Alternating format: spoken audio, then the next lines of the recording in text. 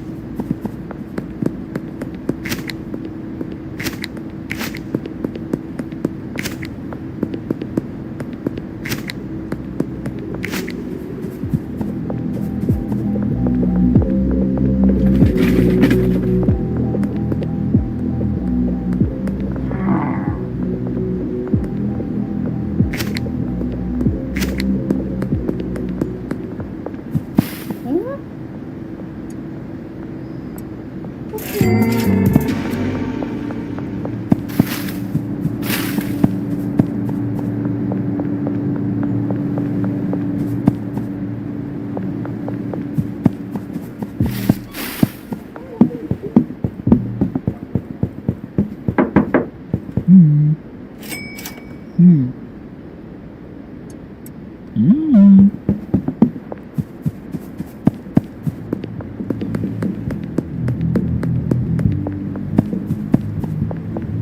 Mhm. Mhm.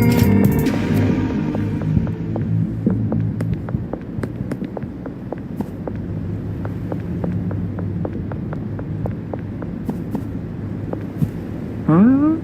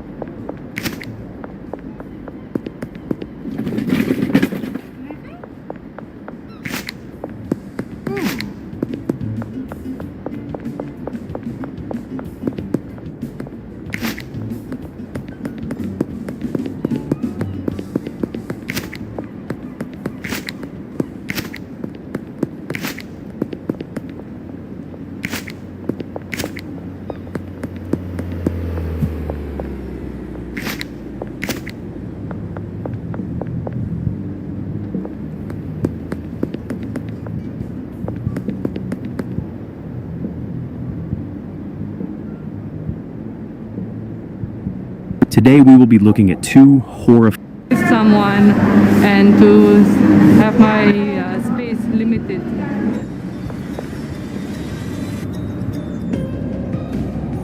The prison has been overcrowded for a long time, although the area is huge. More than 3 times as many women live in the numerous wings as originally planned. Those who aren't lucky enough to get a bed sleep on the floor. There are, however, privileged PDLs who get a single bed, the elderly, the sick, and prisoners in management positions. Often there is not even enough space for personal belongings. They are stacked up in boxes, in the hallway, and under the beds. Inside, there'll be precious memories of the family and everything else one needs to survive. In my box I will have an extra blanket, then my t-shirts and some sandals and towels.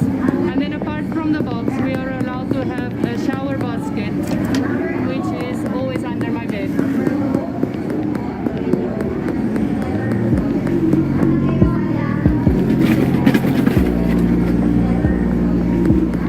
Everything has to fit in there. It's hard because if it doesn't fit, either you have to give it away or you have to find a way to push it inside. Outside, I'm used to having a very comfortable life. I have my own room, I have my storage area, a cupboard, a very big cupboard to have enough space. And then now it's like it's so limited, a very small box, only 50 liters is the maximum because the space is occupied because we have so many PDLs. We are about 124 only in this dorm. It's all part of daily life in the largest women's prison in the Philippines. And there are no exceptions. No matter what gender. Whether still in pre-trial custody or already convicted, the conditions are essentially the same. Those who have money make their lives as bearable as possible. Those who don't have to fight for clean drinking water. Select PDLs often help by supporting the guards. They have their own set of rules, partially made by the prisoners themselves.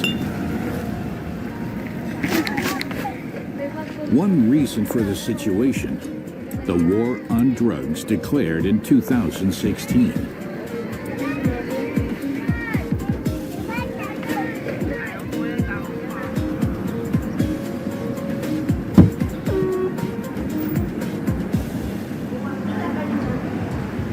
The number of prisoners is growing, while their situation continues to deteriorate.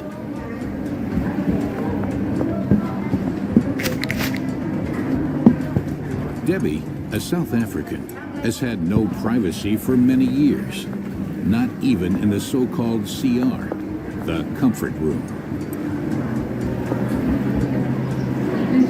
This is what we call our CR. As you can see, it's very open. So my first experience when I was here is learn how to accept being watched when you go to CR.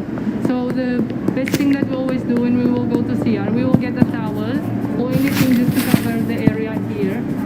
And then also when you go to CR, you have to get your own bucket of water so that you can flush the bowl. And then, yes, that's hard.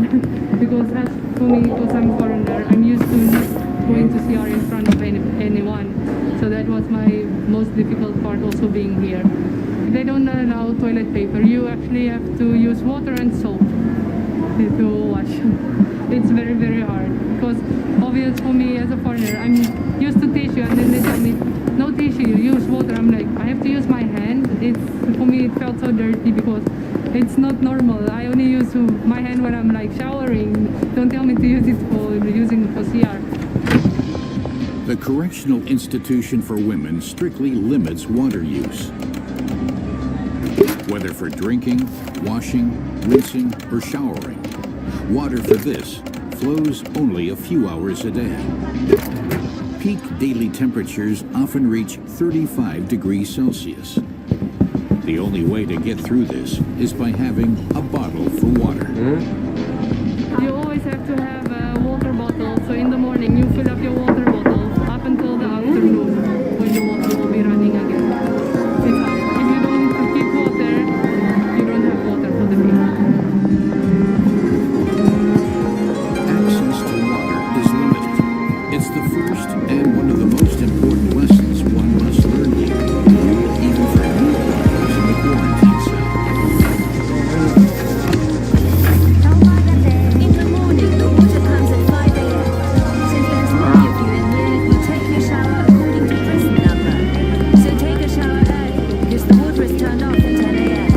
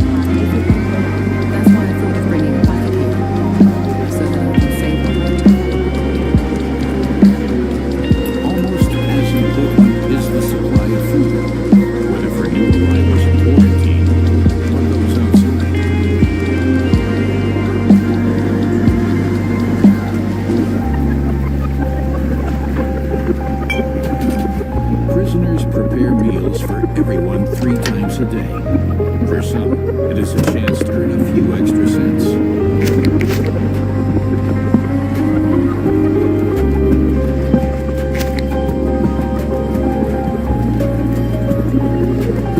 But this also comes with much sweating.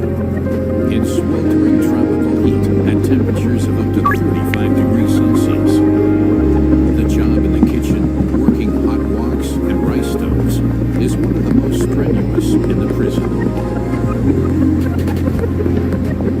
In two separate kitchens, they cook mainly fish, vegetables, and rice. It's the most important food staple. It's inexpensive and very filling.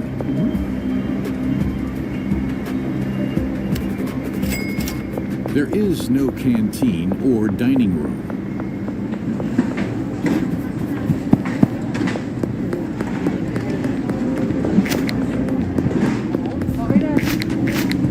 Prisoners eat either in the dorms or in front of them.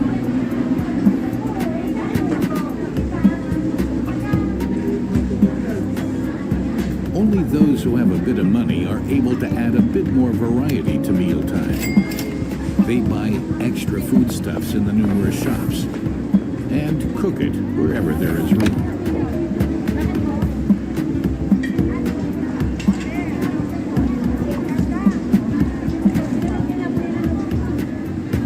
What's bizarre about all this is that it simultaneously gives women in prison access to any number of potentially dangerous items, like matches, gas stoves, and, in the official kitchens, even knives.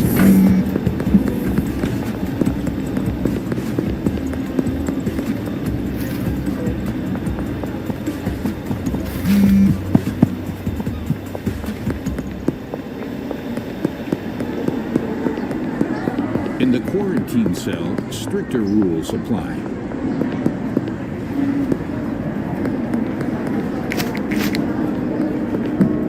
There, you eat what the cell boss serves.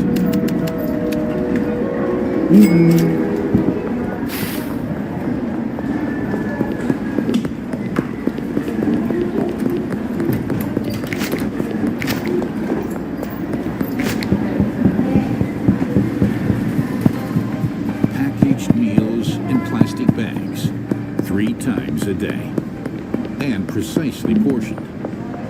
That will have to do.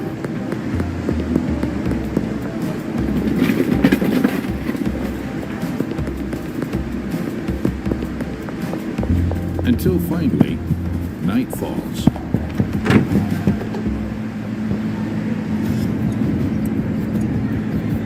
It's then that the most dangerous period of prison life begins. First, the guards ask everyone to group together. Then it's bedtime, time to file into the overcrowded sleeping quarters. It's a very delicate situation every day. Attacks on the guards or fights among prisoners. Everyone knows it can happen at any time. This is why male guards are allowed inside the walls at this time, to prevent the worst from happening. Finally, it's time to take a head count. 55, 57, 59, 60, 61, 62, 64, 65. The final one for the day. After that, everyone ends up under lock and key until dawn.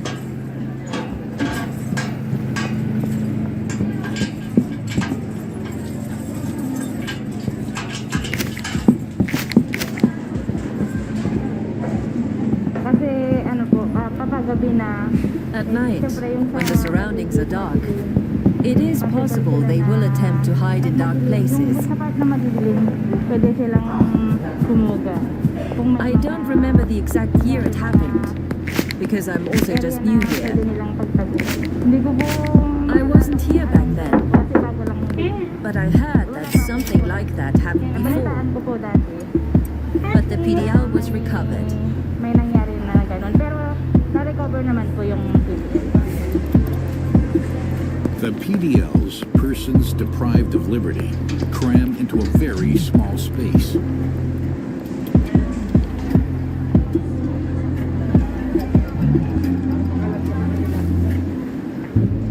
In the morning, it's time to count again and make sure that everyone has survived the night unscathed, whether it's longtime prisoners or newcomers like Rowena. Pinakamalala yung I miss my family namiss ko terribly. na lahat ng pamilya ko doon sa amin. I can't imagine staying here for 6 years. Masyado na yung matagalan yung 6 years. May But there's anak ko, someone may here from my pamilya ko, hometown, in the Visayas region, so I'm not so scared anymore. Rowena still does not know exactly what awaits her. She arrived here a day ago.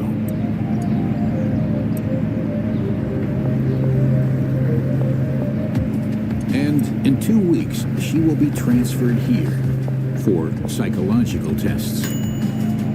She will again be separated from the outside prison world for 60 days. Based on the results, the prison decides where a certain prisoner will sleep in the future.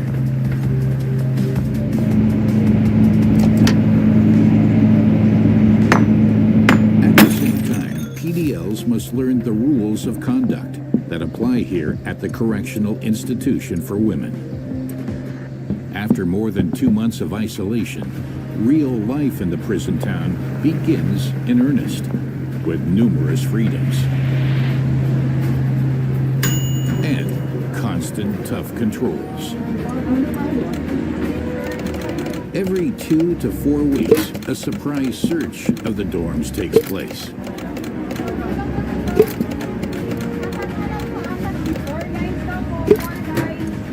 The guards are mainly looking for alcohol and potential weapons, any sharp or pointed objects that could pose a danger.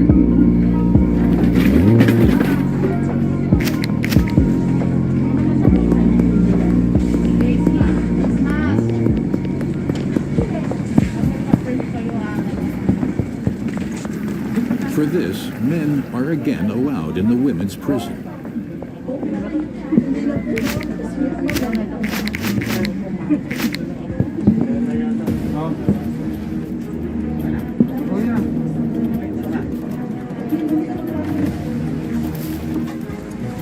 To crack down if there's an emergency.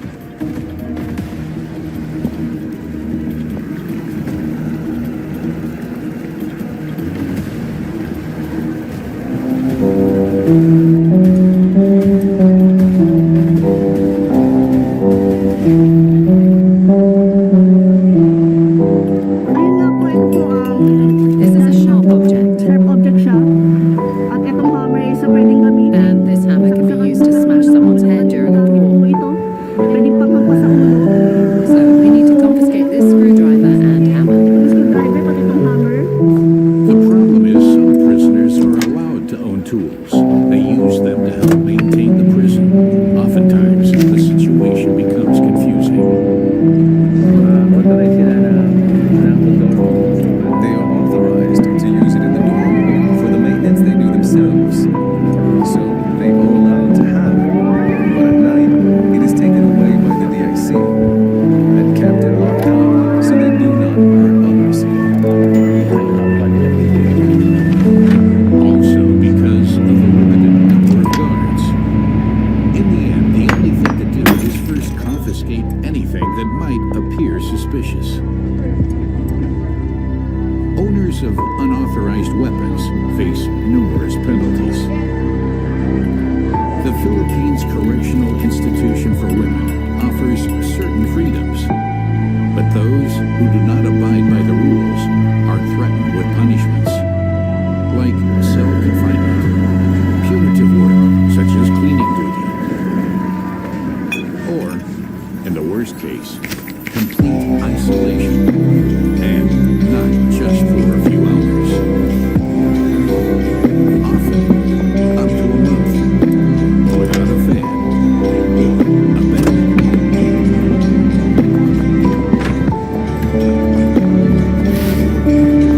Those who have served time here once usually don't end up here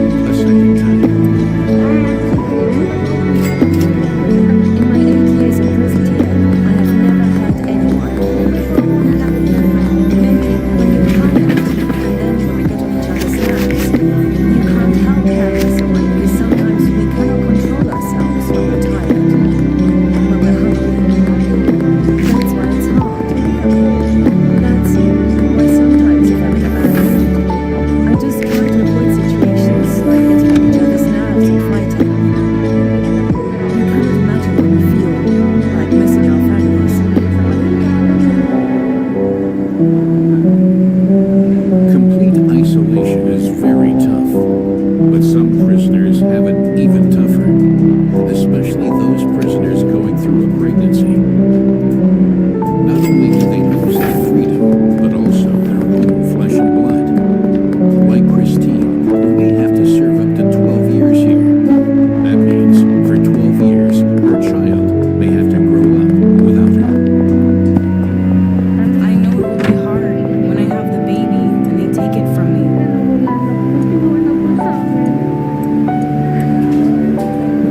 I think about it almost every night.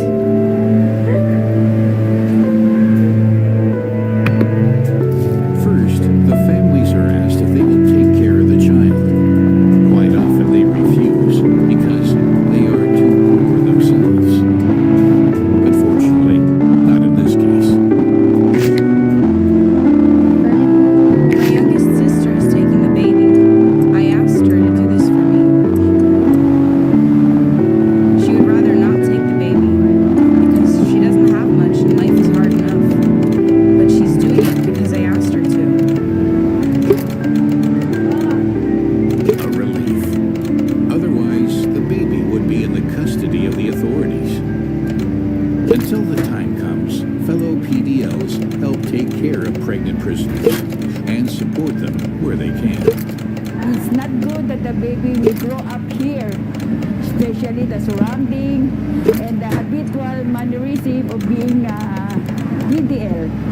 So the baby cannot see everything, only the orange and a PDL. So it's better the baby to reach out the family. If they want to get the baby at once from the hospital, it's better. But if not, the family is not yet capable, then what can it do? We let the baby stay here up to 6 months. 6 months in jail with a newborn baby. Unimaginable for many mothers. The prison does not provide baby food.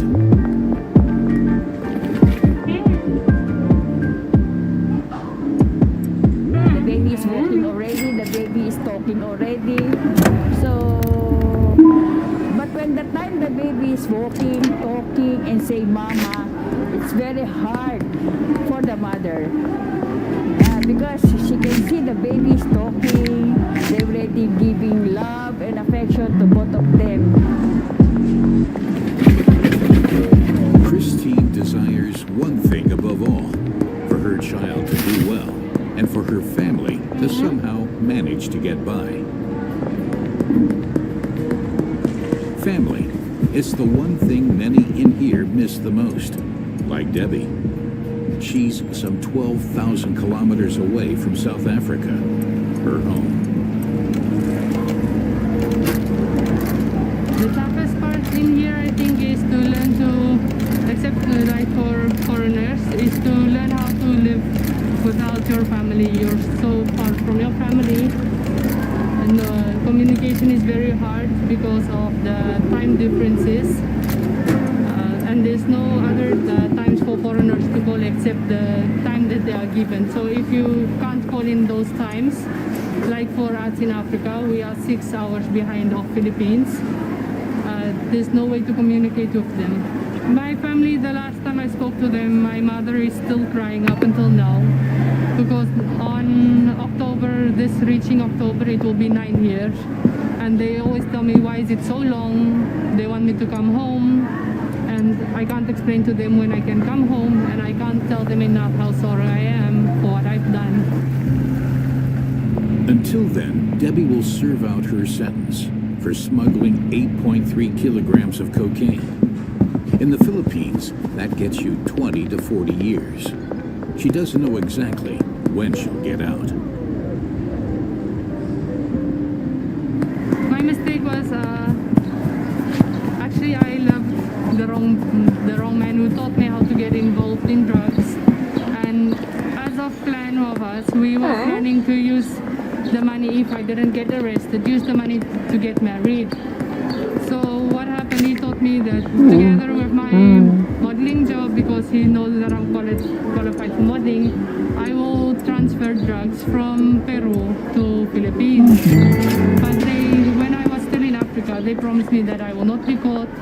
They already paid all the people, so it's safe. So he actually 100% guaranteed me. And then when I got here,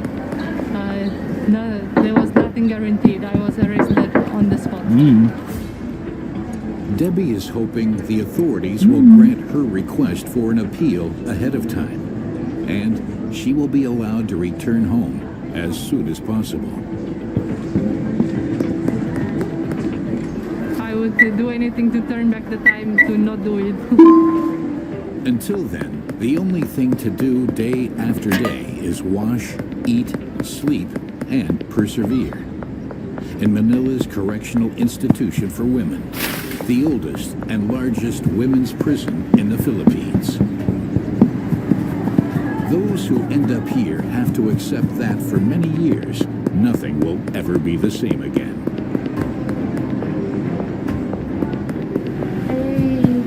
I'm just not used to my life being like this. Always in prison. I can't see my family anymore. 6 years is so long. I can't be with my family. I miss all of them. They must come to terms with the fact that not only their own life will turn out differently than planned.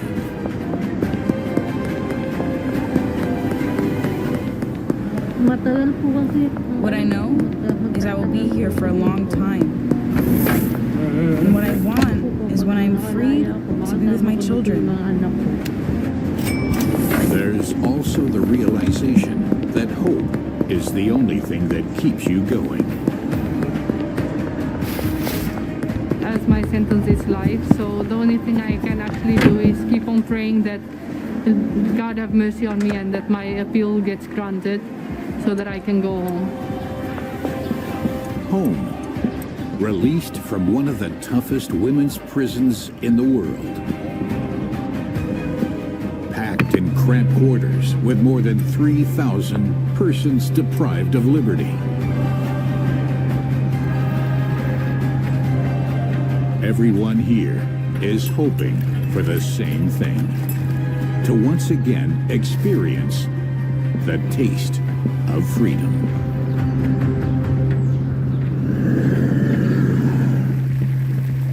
The South Cotabato Jail in the Philippines. One of the most overcrowded prisons in the world. And as of today, my new home. They say I tried to kill a cashier.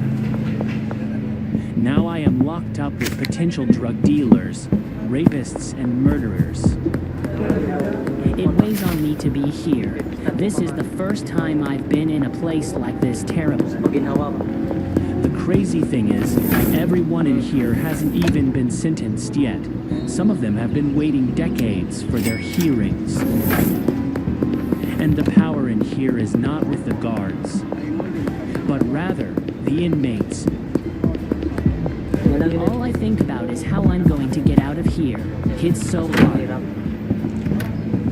My name is Roni Lodumagwit, and these are my first days in prison.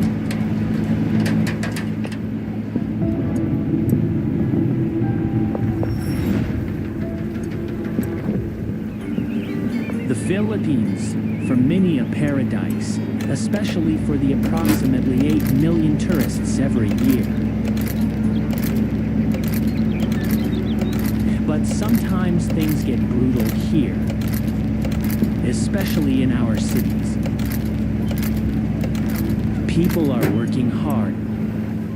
And in our slums, you find lots of drugs, like marijuana, crack, and meth. Growing up here still feels like normal life most of the time. At best, the kids leave most of it behind. And at worst, they end up in places like this. The island of Mindanao, in the south of the Philippines. Specifically, Coronado City. South Cotabato Jail, a microcosm with its very own rules. Here we go, my first day in jail. It all starts with them carting the new arrivals to the gates in a plain police van. Routine, I guess. I hear the prison's already overcrowded.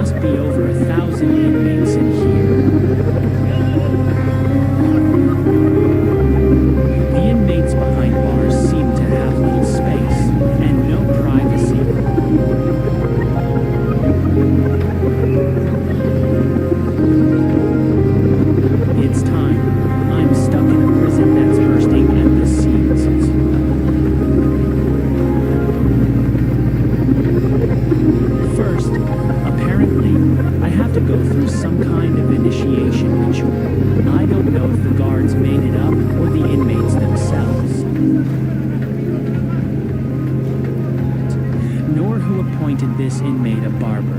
What crimes he may have committed out there.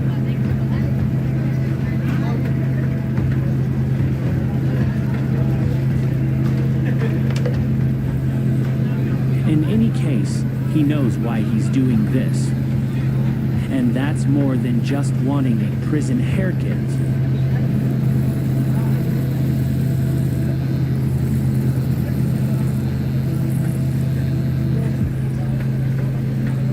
We're quite the hotheads. I want everyone to see that he's the new guy. If he has enemies, then they don't recognize him right away. That's how it goes with everybody at first. Enemies who might attack in prison seems pretty funny to my fellow inmates. Not to me.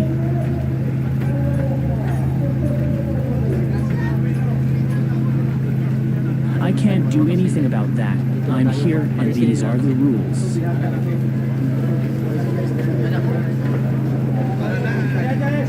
Then they demand that I pay for the haircut myself, with the little money I have.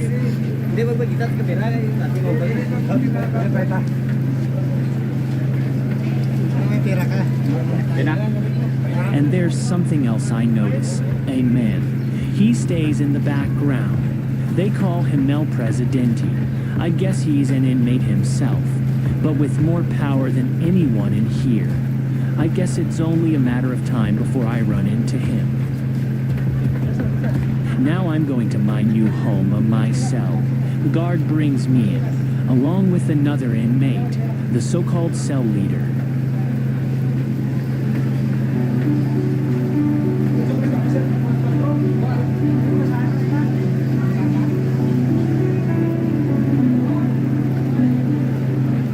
After a few seconds, the guard disappears.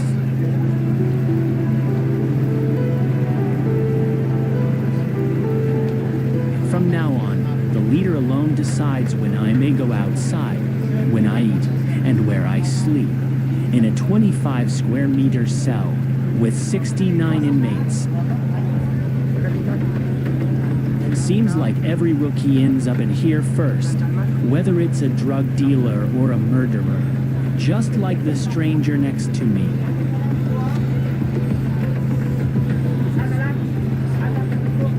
They say it's one of the most crowded and hottest cells in the whole joint.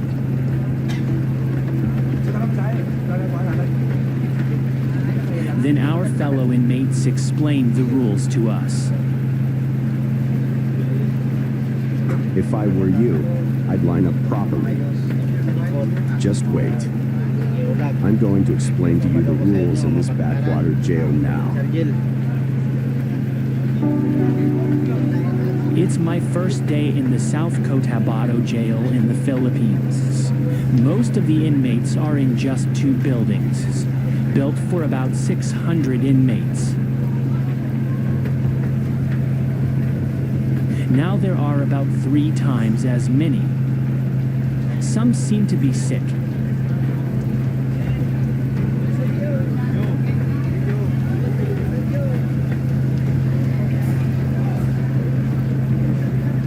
After that, the cellkeeper shows me my place.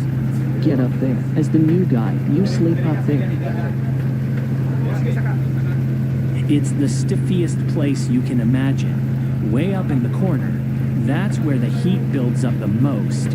Everything smells of sweat. It's extremely tiring to sit here. It's my first time in a place like this. Terrible. For newcomers, it means first. 15 days, almost the whole time in here. Until then, the best distraction is a crappy TV picture. And a tiny fan to survive the extreme heat.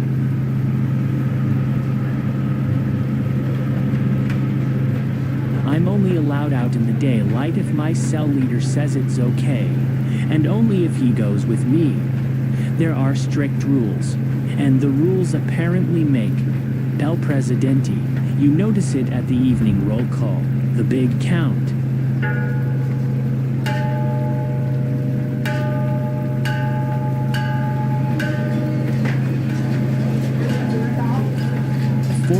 o'clock in the afternoon, nearly 2,000 prisoners line up. There's no sign of the guards. They're being taken over by prisoners, probably henchmen of El Presidente. They have batons. The prison hierarchy is gradually becoming clearer.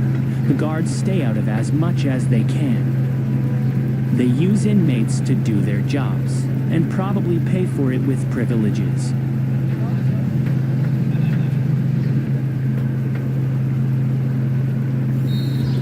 Guards I detect only on prison walls. And towers, about 20, I guess. They have a good view of us from up there.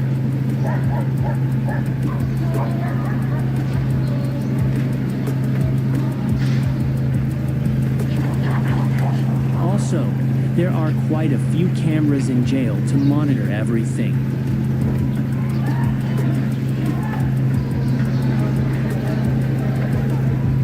Only when everyone is out do they come down to check that no one has escaped.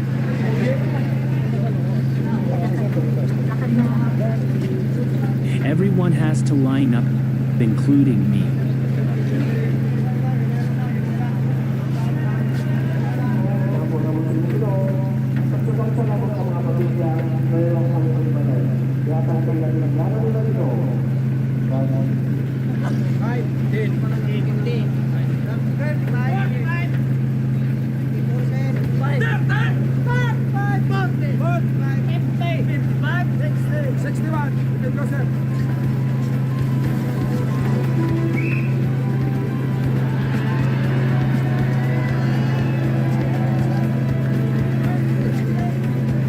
Everybody's still here, and already the counting is over. Time to get a better view of the new home. About South Cotabato Jail, a tough-as-nails remand prison in the Philippines. I already know the two overcrowded buildings with a good 1,500 prisoners to some extent.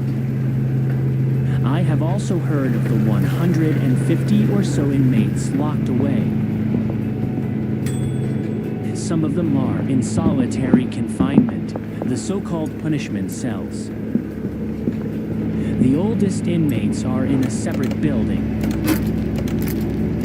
So are the women. By now, I also know where the prison kitchen is. There's also a prayer room and the visitors area. Once a week, relatives and friends are allowed. All this is monitored by the guards from their 5 towers. But what feels much more important right now? Food. I don't think there's any more today. The order is back to the cells. At the latest now it is clear. At the top are the guards. Below them, El Presidente and his aides, the so-called marshals. Then come people like the cell guards. And at the bottom are rookies like me, Raniel. He's in custody for attempted murder. It's almost as bubbling in here as it is out there in freedom.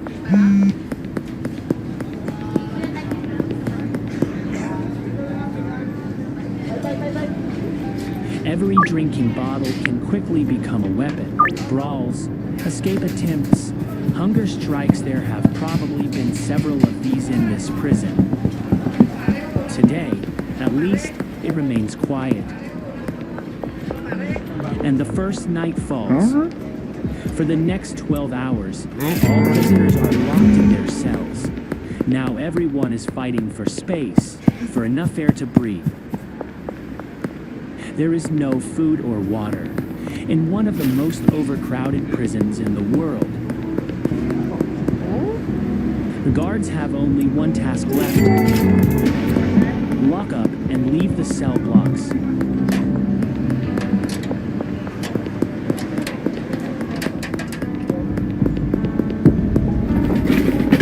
All I can do is try to sleep.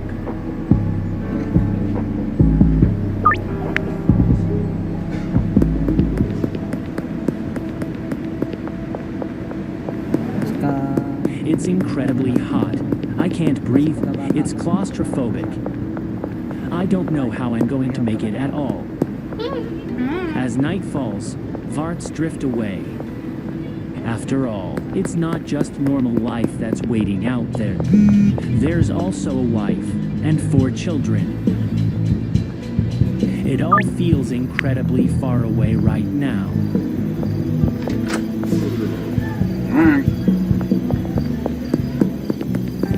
The next morning, probably one of many to come. There are hundreds of thousands of cases still pending in the Philippines. I don't think anybody's gonna wake up in custody feeling better. The night was hot and long. I actually didn't sleep at all. I was thinking about my family the whole time. And that she's out there alone now, without me. And even if this sounds totally banal in comparison, already now the power is running out. It's time to eat something. But first it's roll call again. Line up, kneel down, as each of the following days, months, maybe even for the next years.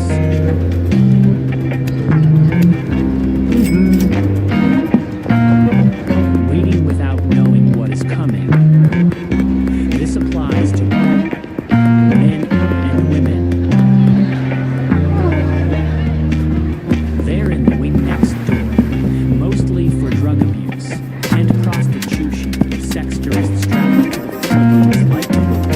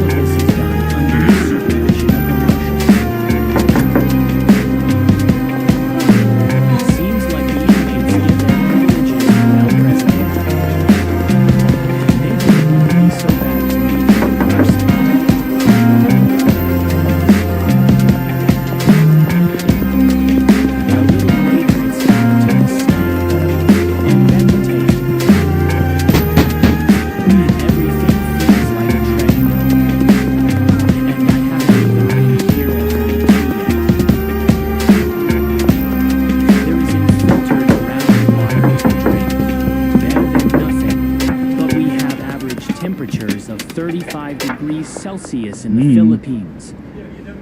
It's easy to catch diseases like tuberculosis.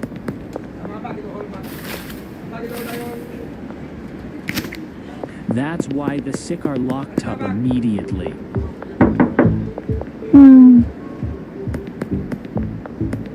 An epidemic in here would be bad. I feel unwell. I suddenly feel weak. And when I eat, I have no appetite. My whole body feels cold. I don't know if I have a disease. At least I get to wash a little later. A few days ago, this was completely normal. Now it feels like a privilege.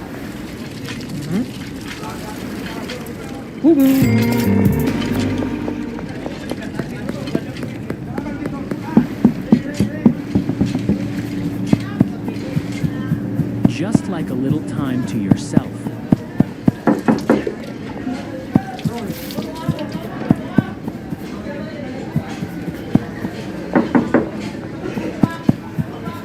At least as long as you don't look to the side.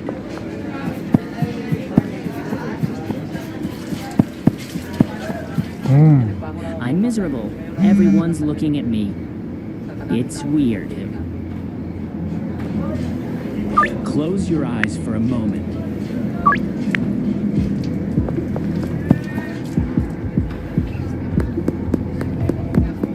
Then, at the latest, it becomes clear that no one is ever really alone in here. Not for a second.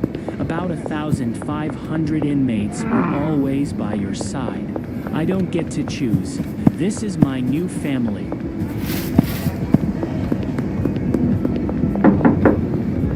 And El Presidente somewhere around me.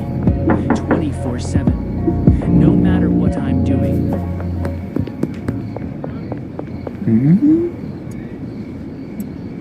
With an average income of $8 per day, the Philippines is one of the poorest countries in the world.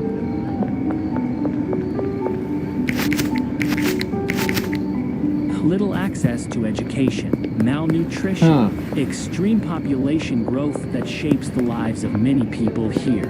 Even though most of them are out there in freedom, unlike us here in prison. Little by little, at least, I'm getting to know my fellow inmates better. But how am I supposed to know who I can trust? At least I can give them a chance. Compared to the bathroom, that's in the far corner of the cell, who wouldn't be humiliated to go to the bathroom in there with everyone watching.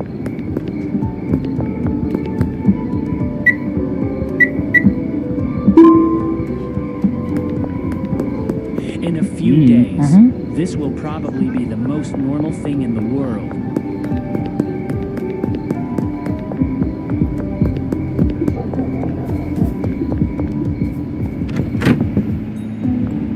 Flip-flops and slippers. I guess a lot of people out there associate that with freedom, but even in here I've seen something like free inmates. They enjoy fresh air during the day.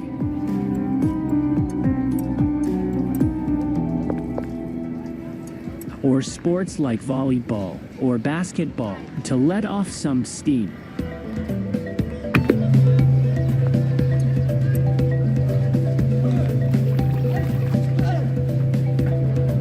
And they have board games. It doesn't matter that the pieces are just bottle caps. That's all some of us had when we were kids. The big question is still, how do you get privileges like that in here? I guess it's time to find out, even if I don't choose it myself. The cell guard is taking me to a meeting with El Presidente.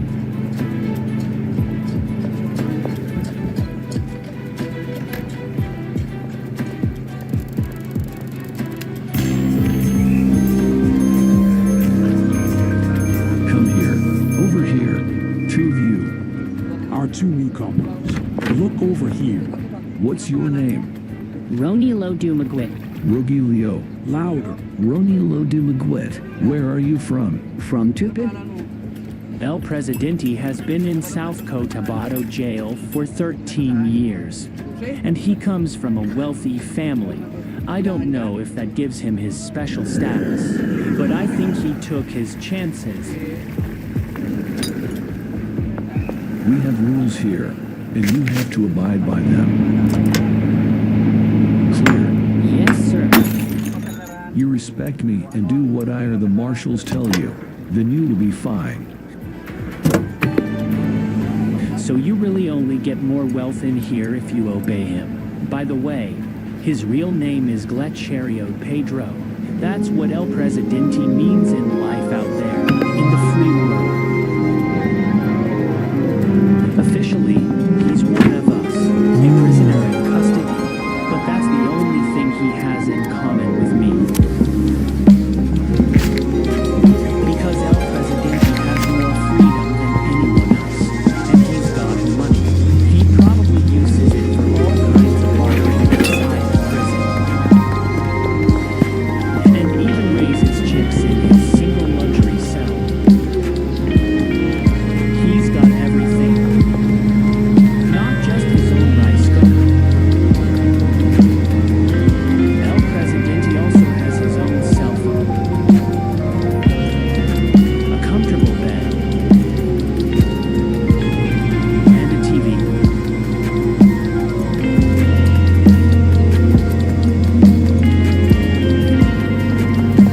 Even hygiene stuff. And a fan with a lamp. All things that are unimaginable for me in here. Meanwhile, we're outside getting our hands dirty. I'm already dirty. In a prison in the Philippines, where about 70% of the children grow up without parents. At some point, many try to make money and remain single.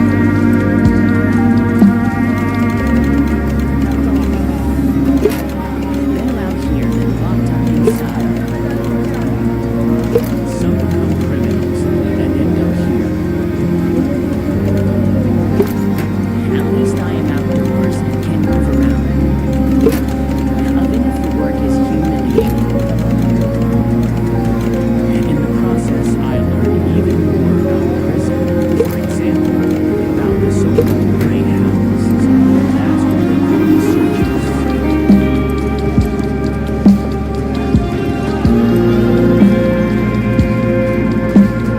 Nobody knows when they take place.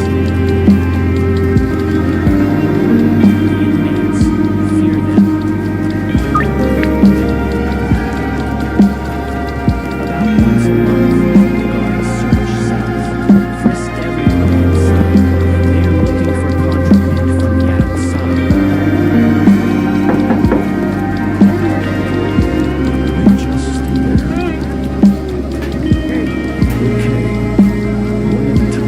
at a time. Come on. Get out. Get out. Come on. All of you.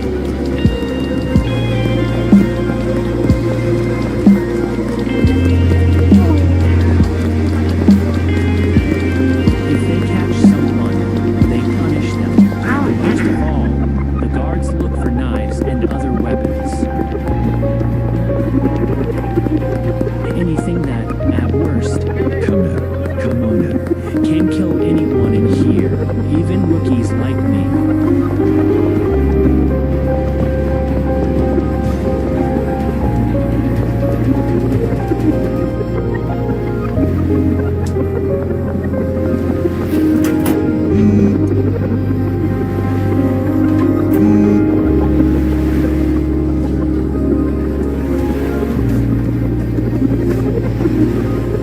But there are more things.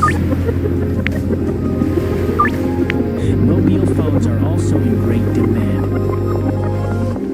It's a cell phone. One always wonders how involved Del Presidente is in all of this.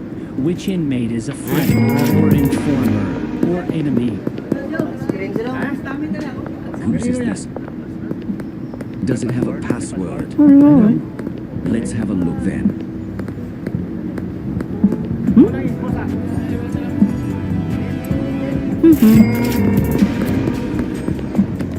No, I love you too.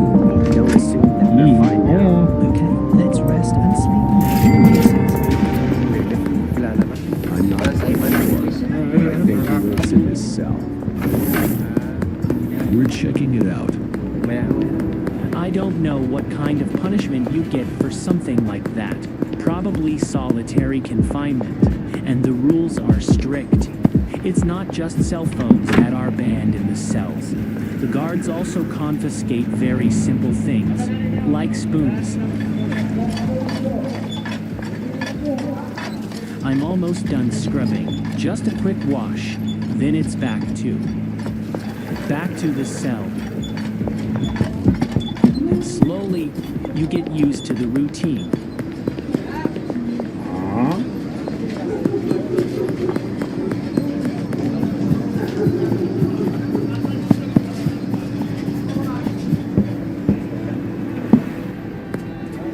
The other inmates are looking forward to breaking out soon.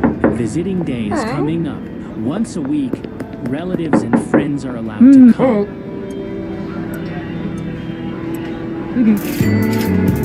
So for once, for many in here, the next few hours almost means something like hope.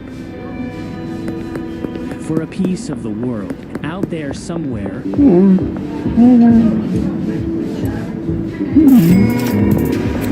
the rest of the Philippines, a country where about a quarter of the people live in poverty.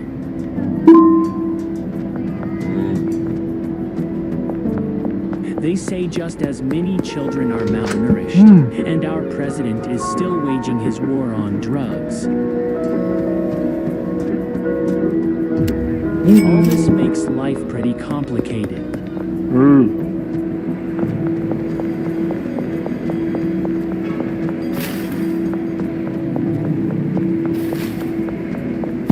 I'm sure some would say that out there is the XXL version of my prison. And most in here that it's a lot worse in jail.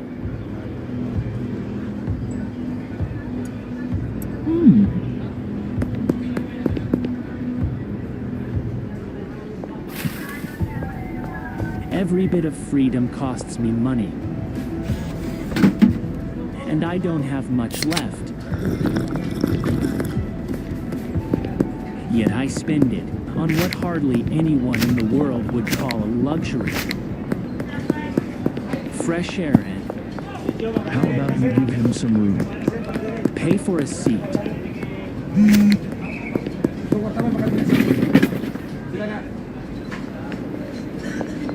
For some time to think in peace.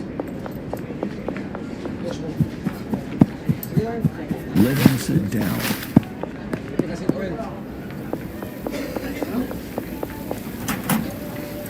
More.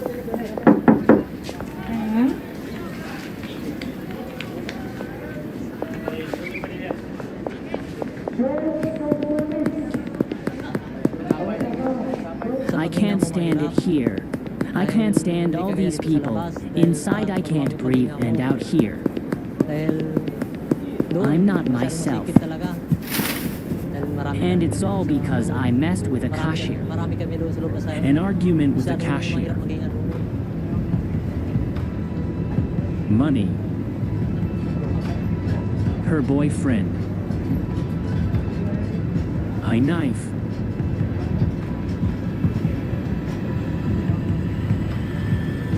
Offense and defense. That's my version of the story. I wish none of this had happened. In the future, I would never react like that again. I have a family, and whenever I think about them, I wonder why I fought back. Why I didn't just let them kill me. I have no idea how I'm going to survive here.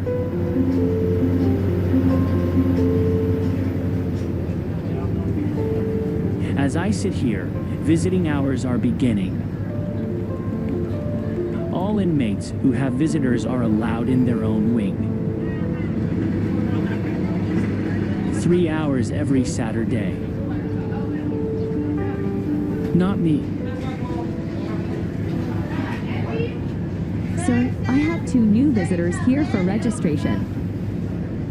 The government calls this day an accommodation for the long wait for trial.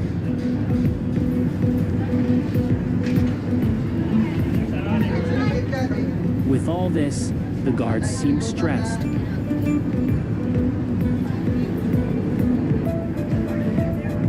I guess it's hard to really search everything. The cell phones have to come from somewhere in here.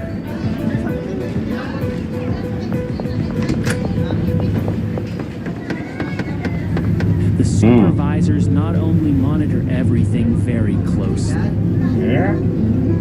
they also frisk every visitor from head to toe.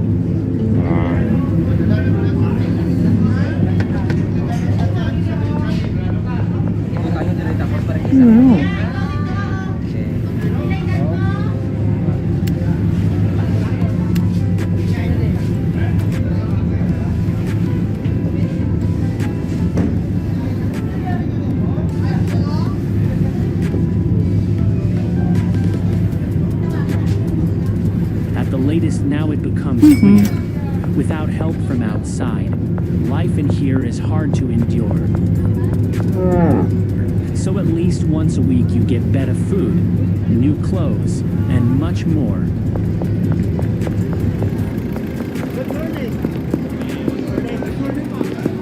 But above all, a piece of normality, even if it's just a quick family picnic behind a fence and walls. Hard to say if I'll ever see it.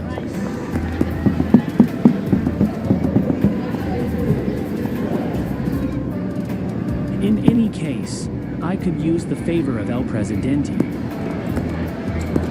He and his marshals even control the visiting room. I guess you just have to work your way up in here, just like on the outside.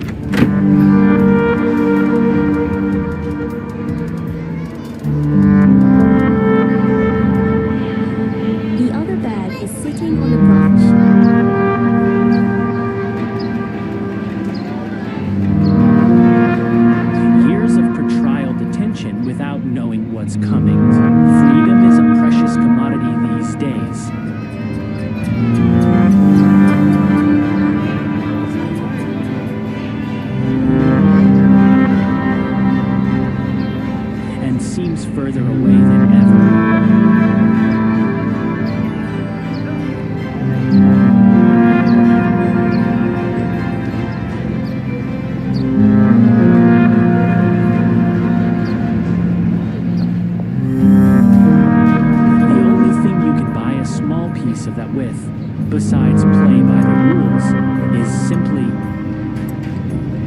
money.